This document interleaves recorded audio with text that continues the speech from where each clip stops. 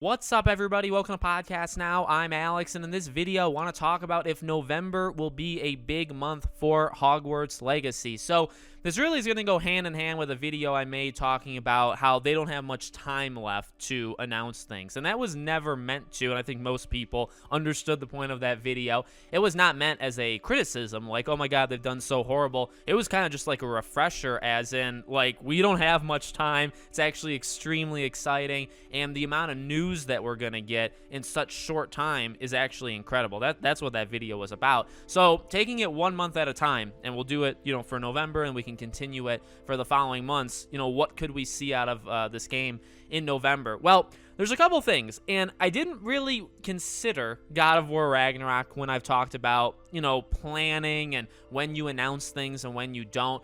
And this is a tough situation, but I do want to talk about it because it's important for, Hogwarts Legacy's marketing or any game's marketing. How much do games care when other games, or I guess how much do developers or publishers care when games kind of steal the talk of the town online? There's only so much word of mouth that can happen on any given day, all right? So when these things happen, you kind of have to set boundaries and understand, like, okay, it's just not our time. And what I mean by that, to give some examples, we talked about Gotham Knights. I fully believe that, well, there's a mix, okay? And let me throw this in.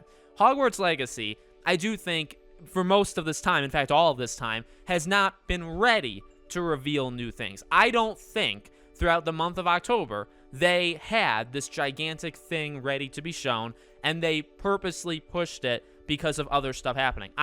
If anything, it's kind of a blend of maybe a little of that, but not the majority. And then also, honestly, communication between developers and publishers. Now, that's an assumption. That's me. And really, I guess it's inferring based off of just what I've seen from the gaming industry for as long as I've been trying to watch as many games and as many publishers as possible. So I fully believe, I said this before, I'll say it again, I fully believe that because of Gotham Knights, Hogwarts took it kind of easy in terms of what they were showing. Now, again, did they also not have anything to show? Yeah, that's definitely possible. But were they more quiet than usual? Because it has been very quiet. Besides, here and there, obviously, we're starting to get the unforgivable curses, which is cool, and we'll talk about that, as this video goes on. But, did they hold back because of Gotham Knights? I think they did, because you don't want Hogwarts Legacy, a game from the same publisher, to overshadow a game that's out, a game that's coming out in a few weeks, and then it is out, and then people are supposed to be playing it.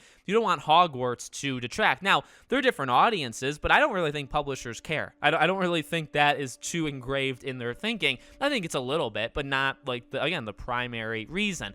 Now, the reason I'm bringing God of War up and why this is important for November is, we're already in it, okay? And November is an interesting month because you have Thanksgiving and Black Friday, and, you don't really have announcements during that period. So you basically lose maybe not a full week, but for the most part, that Thanksgiving week in the U.S., right? Thanksgiving on the Thursday, Black Friday on the Friday.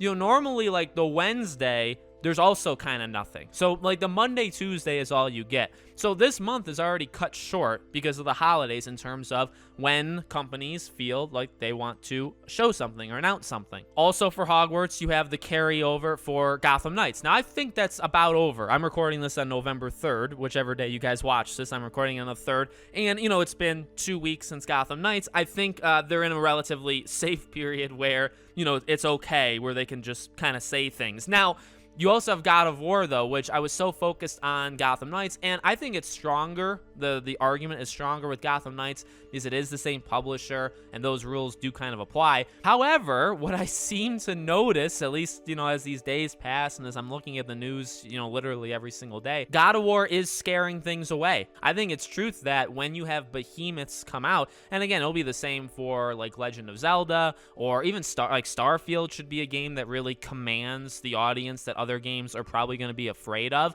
and that happens, and God of War is one of those games. Games delayed themselves to get out of God of War's way. Sonic is still there, and Sonic's going to take that hit, and it's going to stand proudly, and I'm honestly, I respect them for it, but it's almost even like when review scores for God of War drop, the industry kind of just, like, takes the day off. Now, again, It's only me inferring. I don't actually know. And there are several days that go by in the year where it's such a light news day. But it just seems that certain games kind of, stop other things from happening. So again, the reason I keep bringing this stuff up, you lose most of the week of Thanksgiving. Now, God of War, do you lose all of this period? So obviously you have the Imperio curse that they showed on Twitter. You have to do the other two. I'm sure they will do the other two. So the question I really have here is that it for November? Is November literally just the 3 unforgivable curses, and that's it, and they don't do anything else? Because if you think about it,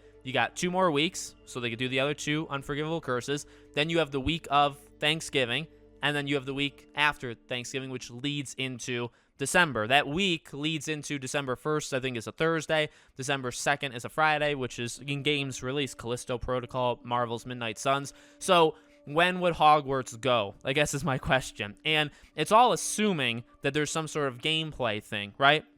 Chandler said it. They know we want to see gameplay. They're going to do gameplay, I do think, at some point.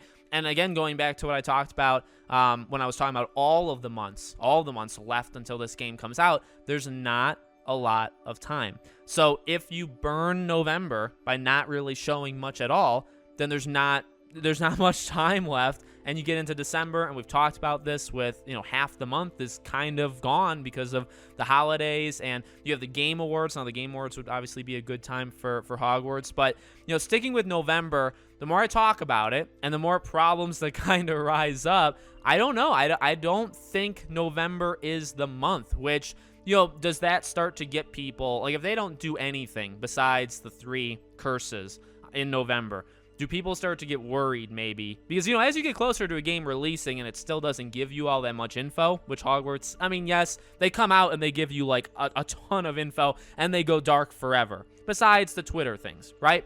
But when that happens, the general populace tends to get nervous. And that's actually what happened with Hogwarts as we were getting closer to December, right? We all kind of assumed the game was supposed to come out in December. We got closer. They still weren't showing anything. Yes, they were active on Twitter, but they weren't showing anything. And then people were like, well, could this game get delayed? And guess what? Then it did. I'm not saying it'll happen again, but in fact, I really hope it doesn't happen again. But the longer you go, the more people are going to start saying that. So for their own sake, I hope they do something in November. Now, when? Maybe that last week, the final week of November. Because here's the thing. Anything you do in the next week and a half even, God of War is going to overshadow everything. Again, how much do they care about that? I don't know. I'm assuming they do care, but I don't know that for sure. But I'm going to assume that does matter to pretty much everybody, because there's a reason why things have happened the way that they've happened. There's a reason why games delayed themselves out of God of War's way. I believe there's a reason why there's slow news days around the time that God of War has like a big news day. Other games don't.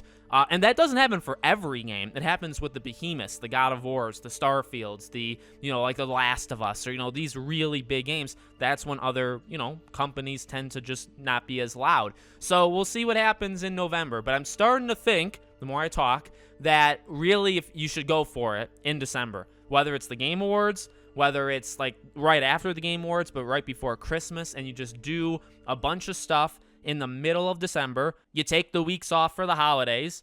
You come back in January, early to mid-January, and it's go time. It's really go time because you got like a few weeks left, and then review codes go out. So you don't have much time. So let's see what they do beyond the 3 unforgivable curses. And I definitely want to hear from you guys in the comments. What do you think? Do you think they're going to show more in November? Do you think it'll start in December? Let me know. Make sure you guys are subscribed, bell icon turned on so you know when all these videos go up. If you want to follow or support me anywhere else, all my social media is in the description below. Thank you guys for watching, and I'll see you all on the next one.